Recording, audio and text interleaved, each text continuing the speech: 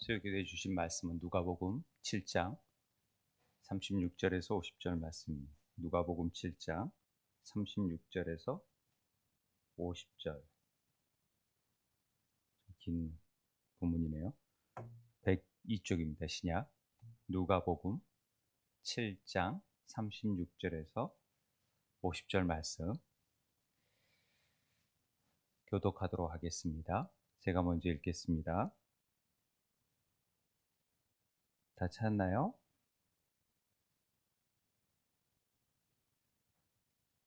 누가복음 마태, 마가, 누가, 눅이라고 써졌어. 눅 7장 36절 50절까지 제가 먼저 읽겠습니다. 한 바리새인이 예수께 자기와 함께 잡수시기를 청하니 이에 바리새인의 집에 들어가 앉으셨을 때에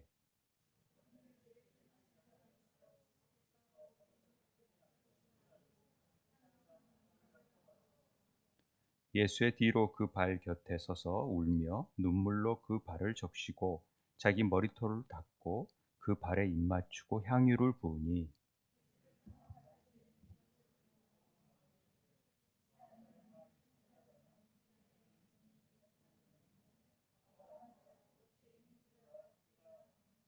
예수께서 대답하여 이르시되 시몬아 내가 내게 이를 말이 있다 하시니 그가 이르되 선생님 말씀하소서.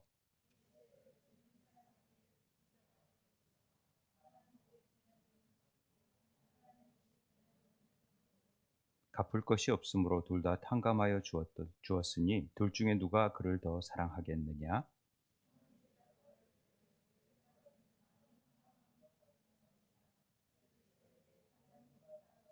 그 여자를 돌아보시며 시몬에게 이르시되 이 여자를 보느냐.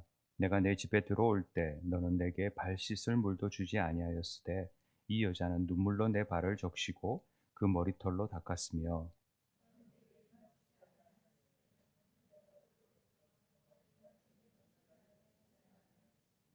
너는 내 머리에 감람류도 붓지 아니하였으되 그는 향유를 내 발에 부었느니라.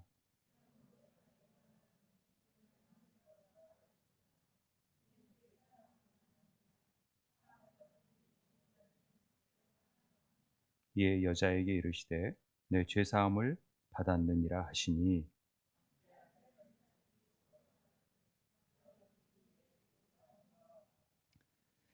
함께 읽겠습니다. 예수께서 여자에게 이르시되 내 믿음이 너를 구원하였으니 평안히 가라 하시니라. 아멘.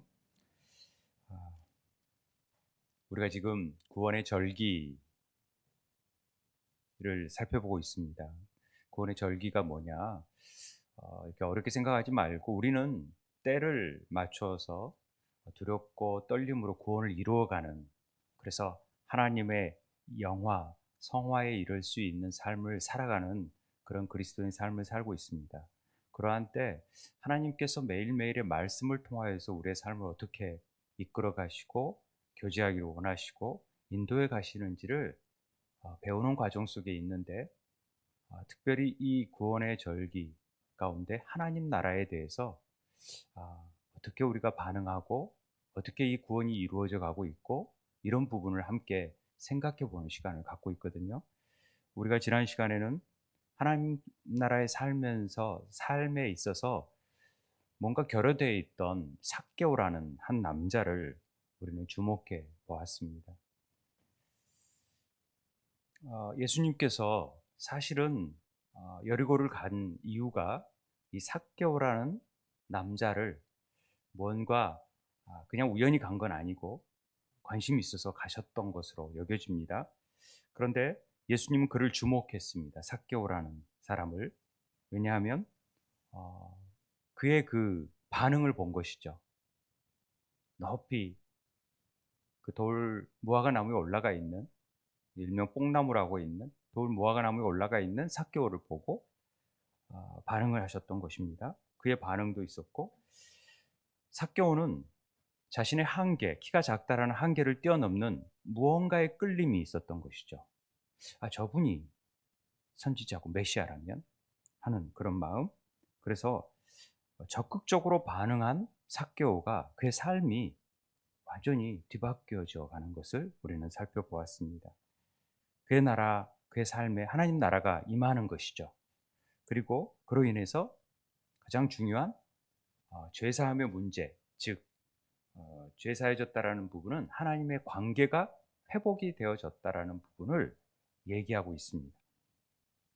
오늘은 한 남자가 아니라 한 여자를 통해서 우리는 하나님 나라가 어떻게 임하고 그 구원이 어떻게 우리에게 적용되는지를 살펴보고자 합니다. 오늘 한 장소가 나타나는데요. 36절에 보면은 한 바리새인이 예수께 자기와 함께 잡수시기를 청하였다. 그 바리새인의 이름은 뒤에 시몬이라고 나와 있습니다. 그걸 베드로라고 착각하시면 안 되고 바리새인 시몬이죠. 바리새인이 예수를 초대하는 것입니다. 어떤 이유인지 모르겠지만 그 선생님 그런 거 보면은 뭔가 선지자인 느낌도 나고 뭔가를 배울 수 있겠다라는 생각이 들어서였는지 몰라도 그 당시에 많은 사람들이 막 라삐어 막 찾고 그러니까 뭔가 가르침을 얻고자 하는 측면도 있었겠지만 그렇게 예의 바른 초대는 아니었던 것 같은 느낌을 우리는 뒷부분에서 갖게 됩니다. 왜냐하면은 예수님께서 그런 말씀하시잖아요. 이 여인은 너는 왜 초대해놓고 발 씻은 물도 안 주고 입맞춤도 안 하고 감람유도 안 부어줬는데 이 여자는 했다라는 거죠. 그런 거 보면은 당연히 초대를 했으면 물 씻은 물도 주고 정말 정중히 선생님으로 대접을 했다면 그랬을 텐데 예의 바르지 못한 초대를 했다라는 것을 그냥 형식적인 초대를 했다라는 것을 볼 수 있습니다. 짐작해 볼 수 있는 것이죠. 그럼 반갑지 않는 초대에 주님은 응하셨고 이 바리새인에게도 뭔가 하실 일이 있다라는 것을 우리는 볼 수 있습니다. 그런데 그 집에 있을 때 발 씻은 물도 안 주고 이랬다라는 거죠. 그 동네에 죄를 지은 한 여자가 있었다라는 것입니다. 한 여자가 죄를 지었다. 그 당시에 죄 지은 사람은 유대인의 관습에서 여자가 죄를 지었다라는 것은 간음을 했거나 몸을 파는 여인이었다라는 것을 쉽게 짐작해 볼 수 있습니다. 그래서 그렇게 손가락질 당하는 죄 지은 한 여자가 있었는데 예수님이 바리새인 집에 앉아 있음을 알고 향후 담은 옥합을 가지고 왔다라는 얘기를 하고 있습니다. 우리가 이 여인을 어떤 설교자들은 막달라 마리아다라고 추측을 하는 경우가 많은 부분들이 그렇게 얘기를 합니다만은 또 세밀하게 성경을 보는 분들은 똑같은 사건이 두 번이 나오지만은 실제적으로 막달라 마리아가 아니다. 베다니에 있는 장소도 아니었기 때문에 다른 사건이다라고 얘기하는 부분들이 있습니다. 우리가 그거에 대해서 제가 논쟁을 하고자 하는 것도 아니고 중요한 사실은 분명한 사실은 이 여성은 매우 상처받기 쉬운 자였다.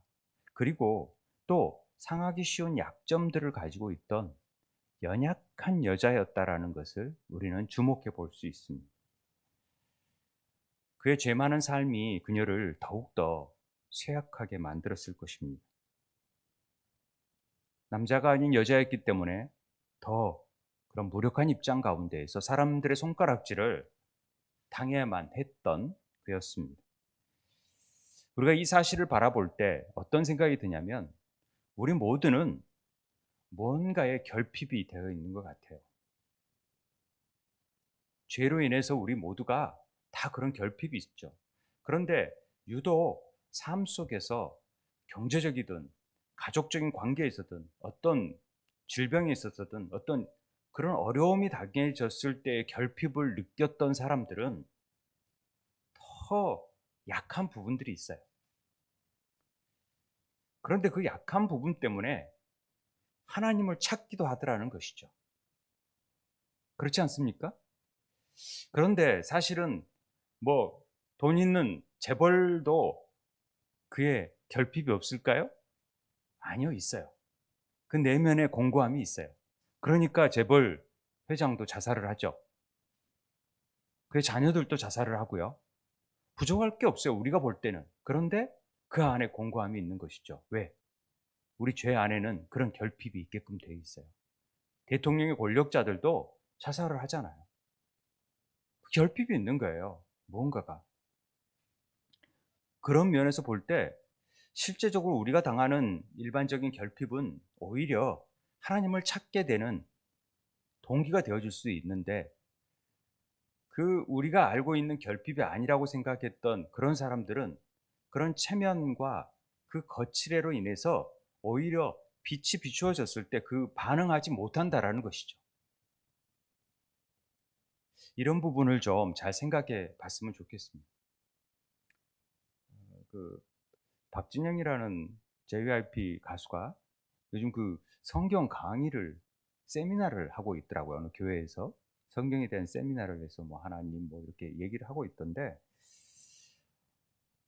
그가 예전에 그 정상을 차지해 봤지만 무언가 부족한 게 있었대요. 채워지지 않는 2% 부족함. 그게 뭘까? 그 절대자에 대한 갈구? 이런 것들을 막 생각했다라는 거죠. 그런데 아마 부인의 영향이 있었던 것 같아요. 부인의 영향 때문에 하나님을 믿게 됐는데, 그게 이제 문제가 좀 되는 게, 그 논란이 지금 되고 있습니다마는, 어, 유병헌이라는 옛날 5대양 구원파 있잖아요. 그래서 막 어, 죽음으로 발견됐던 그분의 동생, 역시 구원파였는데 동생이었는데 동생의 딸, 그 유병헌의 조카겠죠. 그 딸이 박진영의 부인이었던 거죠.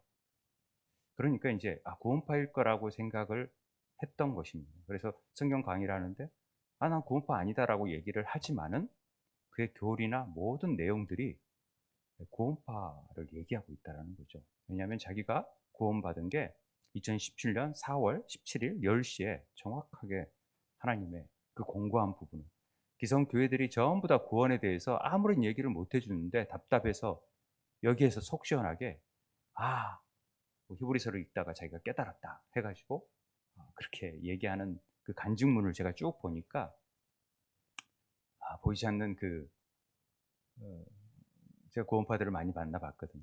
냄새가 딱 나는 거죠.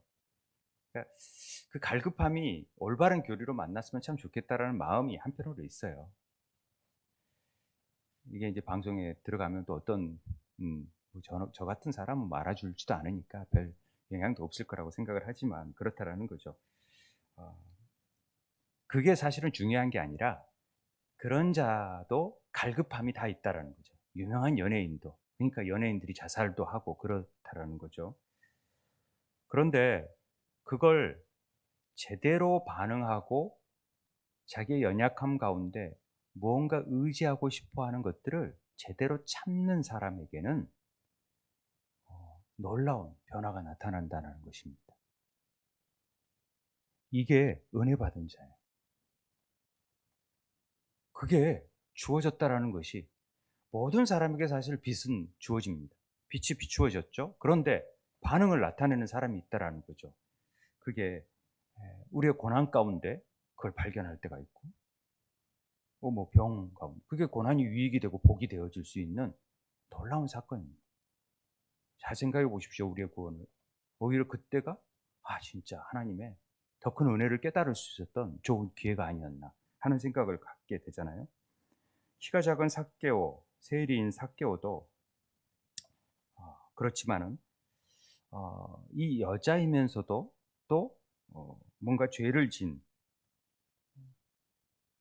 삭개오도 키가 작고 개 돼지 취급을 받던 세리와 같은 직업을 가지면서도 그 안에 변화에 대한 갈망, 뭔가를 찾고 싶어하는 그런 부분, 이게 포기하는 것과 그 갈망을 불어넣었을 때 그 반응하고 나타난다라는 것이 우리 구원의 놀라운 신비라는 것을 지금 계속해서 얘기하고 있습니다.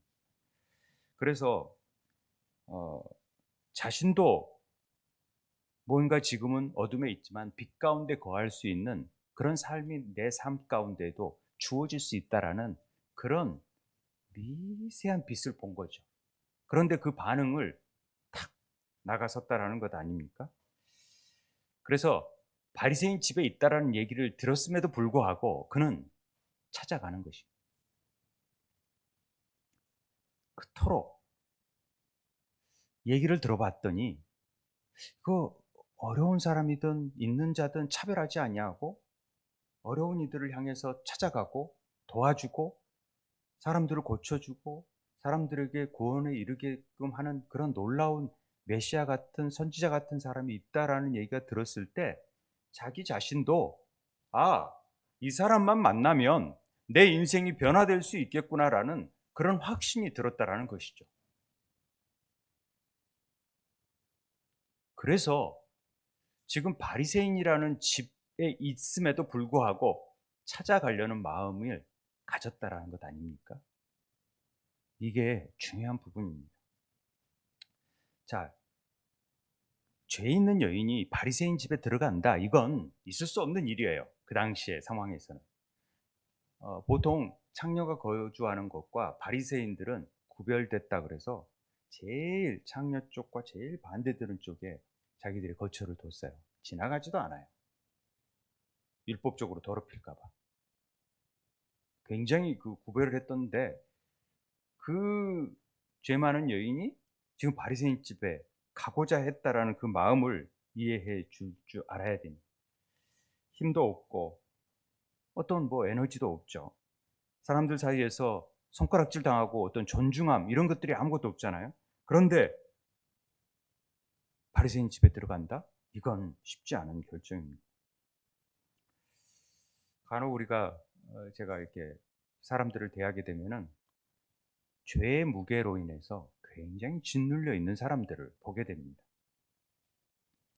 그래서 그걸 회복하려고 그 에너지를 막 모으고 회개하려고 하는 마음이 있을 수 있어요. 그러려고 하는데도 그걸 이겨내지 못하는 사람이 있고 이겨내는 사람들이 있어요. 차이가 있죠. 이 여인은 자신의 죄의 무게 때문에 굉장히 취약한 상태, 연약한 상태죠.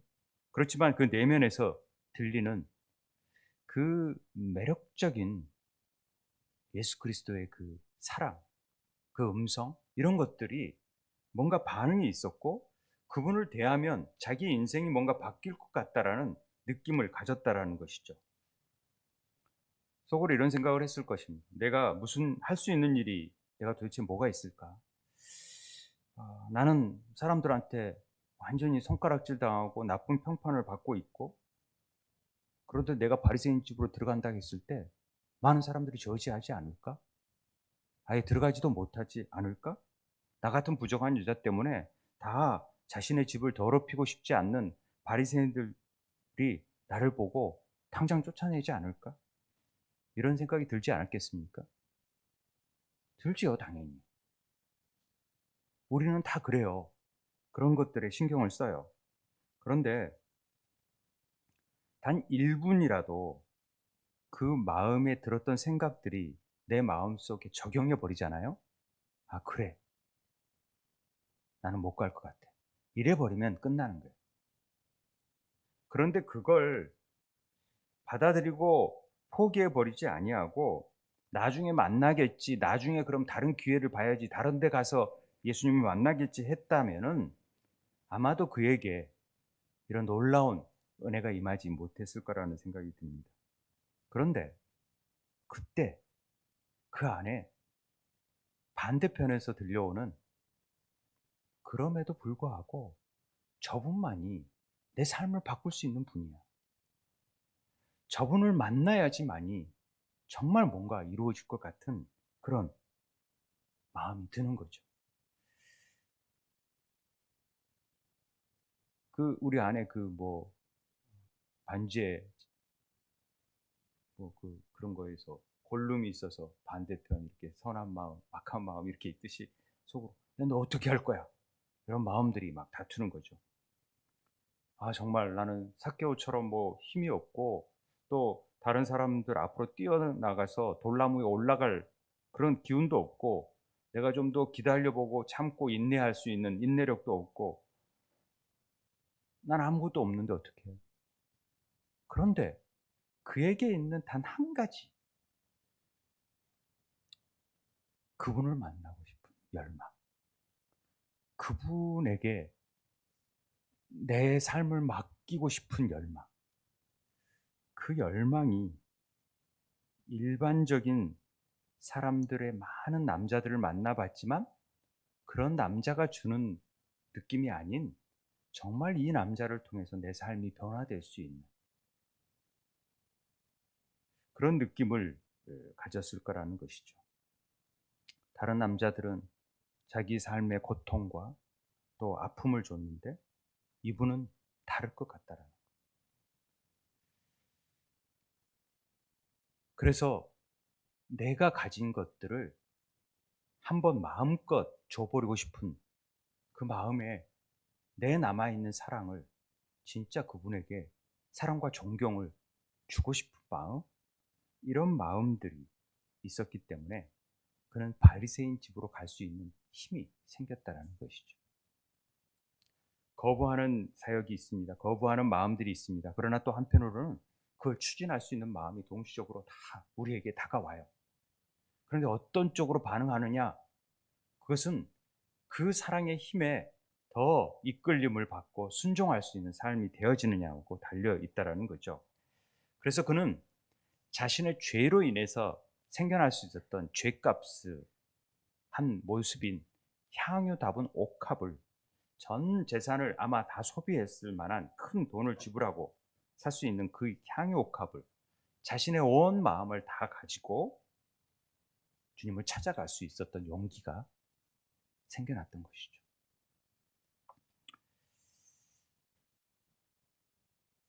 그가 쫓겨나든 안 되든 그가 할 수 있는 일은 다 해보고 싶어 했던 그 결단이 중요한 것입니다. 그래서 바리새인 집에 도착한 것입니다. 38절 한번 볼까요? 박진영의 이런 뭐 자기 복음 세미나 한다고 이렇게 올려놓은 게 있어서 38절 같이 읽겠습니다. 시작. 예수의 뒤로 그 발 곁에 서서 울며 눈물로 그 발을 적시고 자기 머리털로 닦고 그 발에 입맞추고 향유를 부었다. 성경학자들에 의하면 유대인 공동체의 식탁은 굉장히 낮았다고 합니다. 그러니까 보통 어떻게 밥을 먹냐면요, 이렇게 비스듬히 누워가지고 굉장히 낮은 식탁이다 보니까 발은 밖으로 빼놓고 이렇게 턱에 계속 이렇게 집어먹는 이런 약간 그런 형태죠. 팔에 괴고 있어서 이렇게 먹는. 죄송합니다. 제가 이런 표현을 해서. 그런데 지금 한 여자가 이 공동체에 들어와가지고 뒤로 돌아가지고 예수님 뒤에 가서 이렇게 서서라고 기록되어 있지만 실제로 모든 사람이 바닥에 앉아 있으니까 예수님 발 뒤에 가가지고 땅에 얼굴을 대고 울기 시작했다라는 것이. 이건 너무 황당한 장면 아닙니까? 이 뒤에 서서 우는 게. 웬 여자가 이렇게 운다? 밥을 먹고 있는데 와서? 우리 같은 요즘 세상 같았으면 저 무슨 사이야? 저 무슨 사연이 있나? 이상한 눈으로 바라보고 이상하게 여기를 그 스캔들을 가져올 수 있는 그런 사건이지만은, 아무튼 이런 여자가 발을 잡고 울고 있는 상황이 지금 펼쳐지고 있습니다. 그녀가 지금 그런 거부할 수 있는 상황 속에서도 그런 체면을 무시하고 그냥 예수님한테 와락 달려가 가지고 지금 울었다라는 것이죠. 흐느꼈습니다. 그 흐느낌이, 그 눈물이, 그 발을 적실 수 있는 눈물이 얼마나 되겠습니까? 그런데 그만큼 많은 그 내면의 것들을 뭔가 그분한테 유한받고 싶고 위로받고 싶은 그런 마음이 없었겠습니까? 그래서 붙잡고 막 울었죠. 정말 이건 진지한 고백이었고 회개였고 정직하고 진실된 행동이었다고 우리는 이 상황 속에서 볼 수 있는 거죠. 그리고 막 입맞췄다라는 거죠. 이 입맞추다라는 것은 헬라 원어를 보면 카타필레오, 카타가 뭐뭇에 비례해서 뭐뭇에 따라서 뭐뭇을 향하여 뭐 이런 전치사인데, 필레오, 사랑을 따라서. 그러니까 어떤 입맞춤이냐면요, 아이가 사랑수면은 너무 이쁘다고 막 이런 거 있죠. 막 이 입 세례를 막 퍼붓는 거. 이뻐 가지고 막 어쩔 줄 몰라 가지고 쪽쪽쪽쪽쪽 빠는 형태 있잖아요. 그런 모양. 그러니까 예수님의 그 막 울면서 그 마음을 헤아릴 길이 없어서 막 입에 키스를 하는 모습입니다. 사망의 골짜기를 지나는 그녀에게 주님이 원수의 목전에서 그녀를 위해 잔치를 베푸시고 있는 듯한 느낌을 받습니다. 그녀의 머리에 기름이 부어져요. 잘 생각해 보세요. 예수님 발에 향유를 붓고 머리로 막 씻다 보니까 결과적으로는 그 머리가 기름 부음이 있게 되는 거예요. 원수의 목전 앞에서 지금. 이런 놀라운 일이 생겨나는 거죠.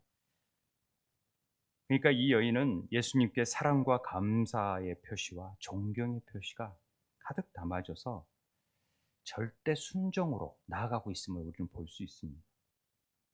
그게 결국 자신의 머리에 즐거움의 기름이 발라지는 격이 되어버리는 것이죠. 구약에서 머리를 푼다라는 것은 나는 부정한 자라는 것을 인정하는 겁니다. 회개는요, 인정에서부터 시작되거든요. 생명의 삶 가운데 했잖아요. 나는 부정한 자라는 것을 고백하면서 머리를 풀고 누군가의 발 앞에 앉았다라는 것은 나는 그분 앞에 철저히 복종하겠습니다. 발 앞에 딱 엎드리는 건 나는 복종, 이 자세잖아요. 이게 사실은 하나님 말씀에, 아버지의 말씀에 순종해서 모든 부족함을 안고 부정한 자의 모습으로 십자가를 지신 예수님의 모습을 볼 줄 알아야 돼요. 이 모습 속에서. 이 그림 속에서 그게 보여져야 돼요. 어찌됐든 이런 일들이 펼쳐지고 있으니까 39절에 뭐라 그러냐면 바리새인이 그것을 보고 마음에 이르되 야, 이 사람이 선지자라면 자기 만지는 이 여자가 누구고 어떠한 자인지 곧 죄인인지를 알았으리라. 이 말은요. 저 죄인이 자기를 발을 만지게끔 놔도 선지자 정도는 그 정도 알을 텐데 하나님 말씀 아는 자는 저렇게 부정한 여랑 가까이 있다라는 것이 얼마나 안 좋은 일인지를 알 텐데 왜 저러고 있지? 라는 의미가 있다라는 것이죠. 아, 이게 바리새인적인 마음과 여인의 마음과 대비되는 겁니다. 한 부족한 죄 많은 여인은 그분이 선지자임을 알고 마음껏 사랑을 베풀고 있는데 그 사람은 어? 선지자라고 생각했는데 아니네? 라는 마음을 갖는다라는 것이죠. 아, 우리는 예수님이 평범한 사람이 아님을 인식할 수 있는 우리 안에 어떤 것들이 있어요. 그분을 대하게 되면, 그분의 말씀을 대하면 어느 순간에 내 존재 전체가 끌어당기는 듯한 무언가가 있어요. 그것 때문에 사실 예수를 믿게 되는 거예요. 그냥 친구 따라 왔겠지만은 어느 순간에 그런 저분이 그래야 그런 감격이 있어야 진짜 구원에 이른 거죠. 초대받은 게 아니라 택함을 받을 수 있는 그런 사건이 우리 안에 붙여지는 거죠. 그럼으로써 우리는 그분 나라에 참여하게 되고 그분과 함께 사귐을 되어지는 과정이 그분과 만남을 통해서 이루어지는 거거든요. 이 부분이 굉장히 중요합니다. 그러니까 그 여인은 예수님의 발 아래 자신의 모든 삶을 지금 부어내고 있습니다. 여러분 굉장히 이건 중요합니다. 누가 뭐라 하든 무엇을 하든 남이 손가락질 하든 신경 쓸 필요가 없다라는 거죠. 오랜 시간 예수님 발 아래에서 보냈고 바리새인들이 그를 주목했다라는 것입니다. 왜 예수님은 허락하고 있지? 응? 자신의 몸을 더럽혔다라는 그런 율법적인 잣대를 대고 있습니다. 그래서 예수님이 지금 이 여인에게 행하고 있는 이 구원의 놀라운 신비를요, 절대 바리새인 시몬은 이해할 수가 없었어요. 우리 과정이 그렇습니다. 우리가 예수를 믿는 과정 자체를 다른 사람이 이해한다고요? 이해 못해요. 그건 신비에 해당됩니다. 구원에. 우리가 그분과의 관계 안에서 이루어진 일들을 어떻게 설명해요? 간증? 설명이 안 돼요. 이 신비는 모든 세대 가운데에서 모든 사람에게 다 동일하게 적용이 됩니다. 비밀의 경륜을 통해서 우리에게 임하는 것이죠. 내게 임한 경륜으로 하나님이 어느 날 어느 때 나를 탁 찾아오시고 또 나는 거기에 반응하고, 그래서 스파크가 일어나고 사랑이 싹트고, 그 관계 안에 있어서 이제는 절대 뗄 수 없는, 남편도 아내도 가족도 뗄 수 없는 그런 친밀한 관계가 되어져 버리는 것입니다. 그래서 40절에 예수께서 대답하여 이르시되 시몬아 내게 이를 말이 있다 하시니 그가 이르되 선생님 말씀하소서, 이렇게 얘기합니다. 시몬에게 이 신비를 설명하기 시작합니다. 말을 못 알아듣는 맹인이니까 비유로 설명하기 시작해요. 그래서 41절 42절이 자, 빚을 진 사람이 있다. 우리 모두는 빚진 자예요. 특별히 이 죄 많은 여인은 더 빚진 자라고 지금 표현하고 있잖아요. 그런데 바리새인도 빚진 자예요. 다 빚진 자임을 우리에게 가르쳐 주시는 거예요. 왜? 우리들은 사랑의 빚을 지는 자들이에요. 하나님께. 죄 가운데 있고 하나님의 사랑을 받은 자들이 죄로 말미암아 다 간음했고 살인했고 다 도적질했고, 그렇기 때문에 우리는 빚진 자예요. 자, 빚 주는 사람에게 빚진 자가 둘이 있는데 하나는 500데나리온을 졌고 하나는 50데나리온을 졌는데 갚을 것이 없다라는 거죠. 절대 이 빚은 갚을 수가 없습니다. 너무 어마어마한 빚이기 때문에. 근데 탕감해 줬어요. 이 탕감이 중요한 거예요. 다 없이 해줬어요. 그러면 누가 그를 더 사랑하겠느냐? 당연하죠. 시몬이 대답해. 내 생각에는 많이 탕감받은 자입니다. 네 판단이 옳다. 이렇게 얘기하는 겁니다. 우리가 삭개오와 이 여인의 관계에서 우리가 살펴볼 것은 좀 매력적인 빛에 대해서 접근하는 방식이 둘이가 좀 다르죠. 삭개오는 자신이 할 수 있는 일, 즉 소유와 돈을 다 버림으로써 실제적으로 회개하는 행동을 했습니다. 그러나 예수님께서 삭개오가 이 일 하기를 허락하신 거죠. 기다렸죠. 그래서 온 마음을 다해서 그걸 자기의 토색한 것이 있다면 다 갚겠다라는 마음을 했던 것이죠. 그러나 예수님께서 이 여인에게는 죄로 인해 무너져 있음을 이미 알고 있었습니다. 그렇기 때문에 그에겐 아무것도 없다라는 걸 알았어요. 그리고 빚진 자였어요. 그는 갚을 것이 아무것도 없었죠.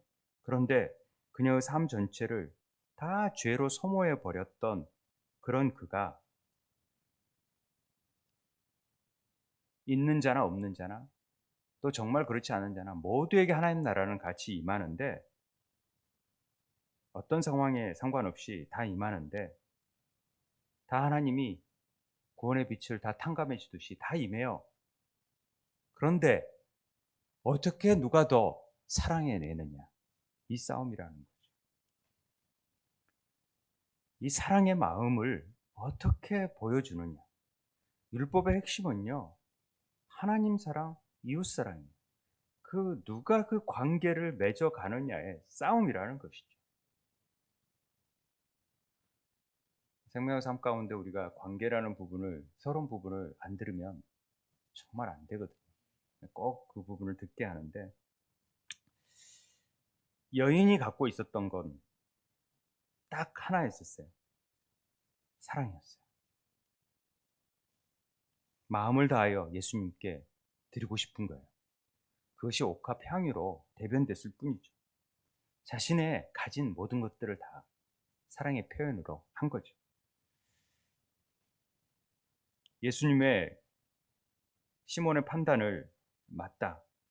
너는 이 여자를 판단하고 비판했지만, 편견을 가지고 보았지만 그녀가 한 일을 보아라. 내 집에 있는 그 누구도 그녀처럼 행동하지 않았다. 그녀는 더 사랑했다. 이 말이 더 많은 빚을 진 자였지만 탕감을 받았기에 더 많이 사랑한다라는 의미로 이렇게 보는 것이죠. 그래서 47절에 이러므로 내가 내게 말하노니 그의 많은 죄가 사하여졌다. 이렇게 말씀합니다. 이는 그의 사랑함이 많음이라. 굉장히 중요한 말이에요. 죄가 사해졌다는 것은 사랑함이 많아졌어요. 그래서 사함 받는 일이 적은 자는 적게 사랑하느니라. 이렇게 얘기하는 거예요. 이 죄가 사해졌다, 사함 받는다는 말이 아피엠이라는 헬라어 단어인데요. 이건요, 법적인 용서를 의미하는 거예요. 완전히 법적으로 완전히 해결해 주는 건데, 어, 이 용서받는 것의 완전한 의미는 뭐냐? 이걸 제가 안 적었네요. 용서받는다의 완전한 의미는 하나님과의 관계가 회복되는 것을 의미해요. 그게 용서죠. 하나님의 관계가 안으로 들어가 버리는 것이 용서예요. 자신의 어떤 편견이 수정되어 버리고 자신의 문제가 해결되어 버릴 수 있는 부분은 하나님 안에 들어가 버리는 방법뿐이 없어요. 우리가 죄 많은 여인이 하나님 자녀가 되어 버리면 끝.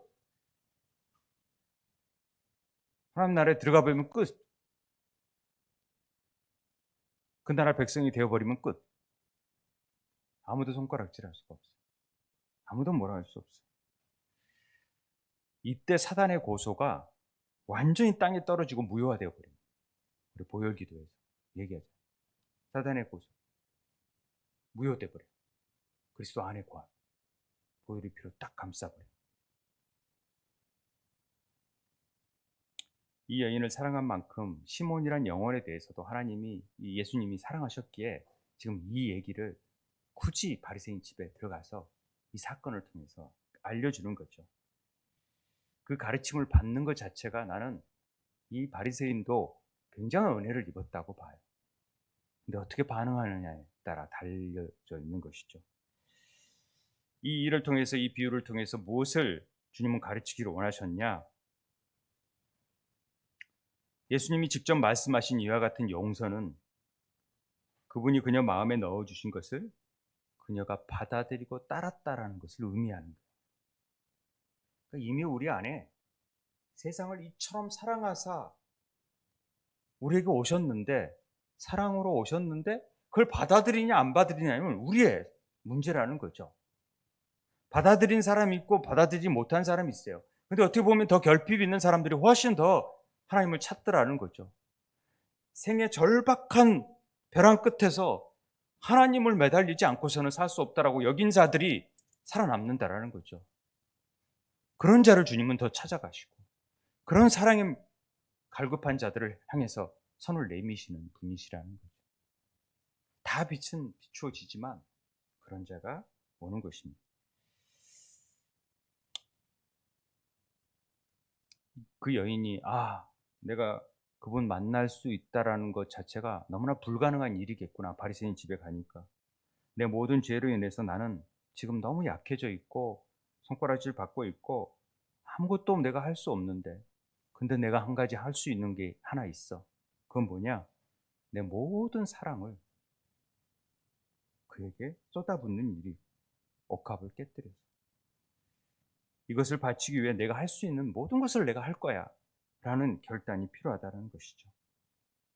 그 향기가 쏟아짐으로 말미암아 온 집안이 그리스도의 향기로, 달콤한 향으로, 생명의 향기로, 사랑의 향기로 채워졌다라는 것입니다.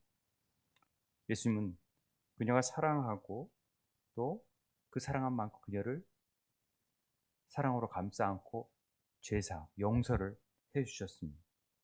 이거 두 번이나 말한 48절에 뭐라 그러냐면, 제가 이거 다 해놨는데 왜 이렇게 다 안 지워지고. 48절에 이에 예수께서 이르시되 내 죄사함을 받았느니라. 또 한번 다시 한번 얘기하시잖아요. 함께 있는 자들이 속으로 말하되 누구에게 하는데 죄도 사하는가 하더라. 예수께서 여자에게 이르시되 내 믿음이 너를 구원하였으니 평안히 가라 하시니라. 평안히 가라라는 것은 모든 것이 회복되었다라는 것을 얘기합니다. 그녀와 하나님과의 관계, 자기 자신과의 관계, 또한 그녀가 행한 사랑의 행함의 존귀함에 대해서 예수님이 증언해 주심으로 말미암아 모든 주변의 사람들 관해서도 회복이 관계의 회복이 일어났다라는 것을 얘기해 주고 있습니다. 그러니까 이 여인이 막달라 마리아라면 아마 주님이 십자가까지 쫓아가시고 부활의 현장에서 제일 먼저 본 사람이 막달라 마리아니까 우리가 그렇게 볼 수 있습니다. 그녀는 하나님과 자신의 주변 사람과도 자기가 이제 구원받고 죄사함을 받았다라는 그 안에 그분의 사랑이 임함으로 인해서 남들의 손가락질이 들려지지가 않아요. 그리고 주님의 보혈에 사단의 모든 고소들을 다 막아버렸기 때문에 그게 들려지지 않는 거예요. 그러니까 이렇게 살더라도 남이 뭐라 그래도 우리 그리스도인들이 그래라, 하나님도 알지 못하면서 저런 말들을 하네, 손가락질 해라, 그러면서 우리가 나아갈 수 있는 것이죠. 아무튼 아, 우리가 이 삭개오와 죄 많은 여인의 두 장면에서 우리는 하나님 나라와 그에 따르는 모든 특권과 혜택이 무엇인지를 우리는 알 수 있습니다. 우리는 처한 상황과 관계없이 하나님 나라가 우리 각자에게 다 임한다라는 사실을 우리는 알았으면 좋겠습니다. 우리는 하나님은 얼마나 사랑이 많으시고 긍휼이 많으신 분이신가를 절대 잊어버리서는 안 됩니다. 우리가 찾아오시기만 하면 애타게 기다리시니까 언제든 만나시고 언제든 우리를 안아주실 자세가 되어 있다는 것입니다. 절대 뭐 너 왜 왔니? 너 왜 여길 도왔니? 절대 그러지 않는다.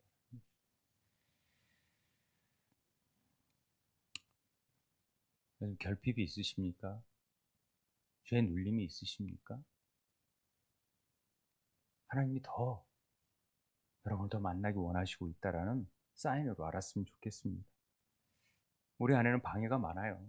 가정에서부터 근데 그러고도 그 시간에 나가서 일하든지 돈을 벌든지 뭐 하든지 그러지 뭘 또 그 시간에 기도하러 간다고 또 방해하는 요소들이 굉장히 많아요.